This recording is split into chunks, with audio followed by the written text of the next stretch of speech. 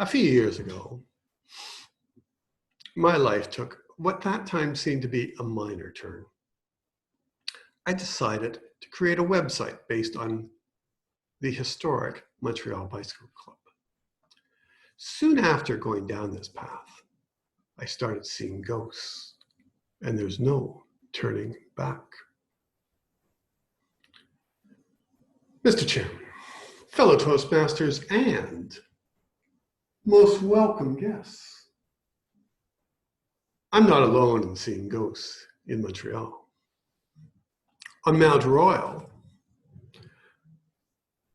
an Algonquin warrior has been spotted. In Griffintown, a decapitated Mary Gallagher is said to roam.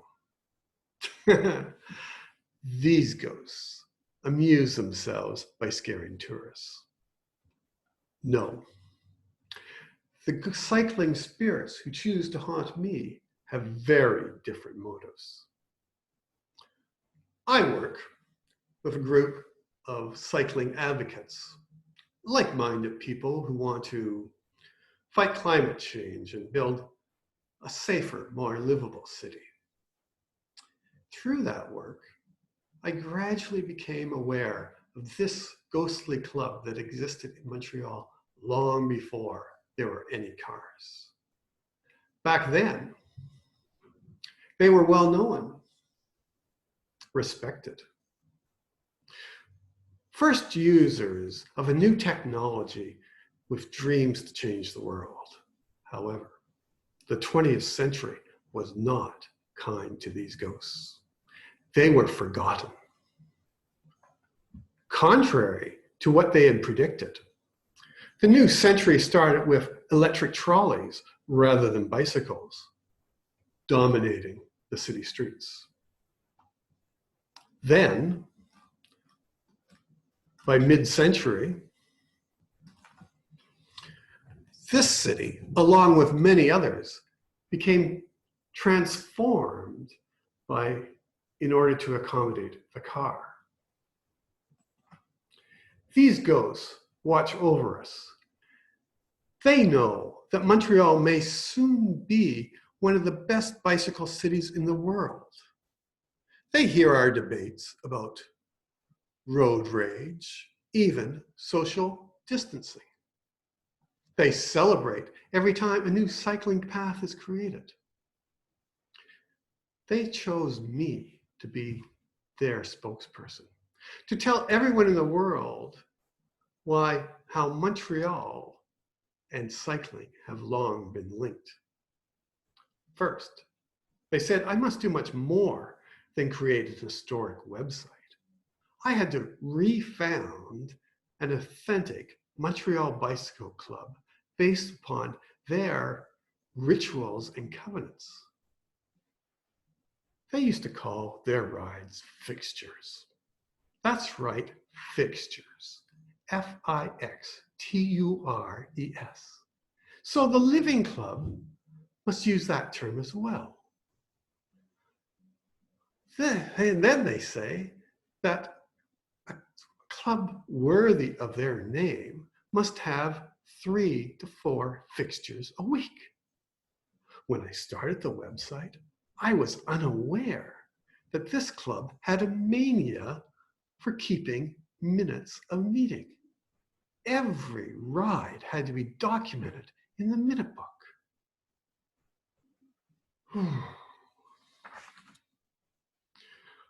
I kept slaving away, trying to appease these ghosts, working on my website, organizing rides, but they were never satisfied with me. One of them, Louis Rubenstein, would complain to me saying, why do so few people today know who I was? Thousands came to Montreal when I brought the Cycling World Championship to this city. It was held on an outdoor, specially built velodrome encompassing multiple city blocks. Today, it's so forgotten that Even its location in the city of Verdun has become a matter of debate. With the instruction from ghosts like Louis Rubenstein, I had to learn club legends long forgotten. I had to learn obscure trivia like who was the first person to cycle up Côte de Neige Hill? Little Bertie Lane. I love obscure trivia. With the help of ghosts like Bertie, my website has become the central depository of everything known about this club. Recently, during the COVID crisis, an old Notman photograph of the club was recently discovered.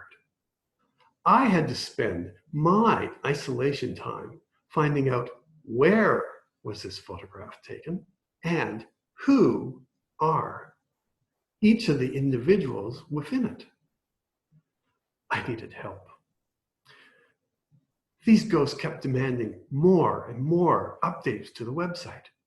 They would ask questions like, why do we wear military-style uniforms? Were women allowed in the club? Why did the club suddenly disappear after hosting the World Championship? This haunting is spreading. Other living members have come up to me and said they too have heard voices telling them they have heard ghosts wanting their information updated on the website as well. One of them, W.G. Ross, I only knew as a racing cyclist with an obsession for covering his chest with medals. The Living Club member informs me that Canada now has a National Achievement Award named after him. Fellow Toastmasters,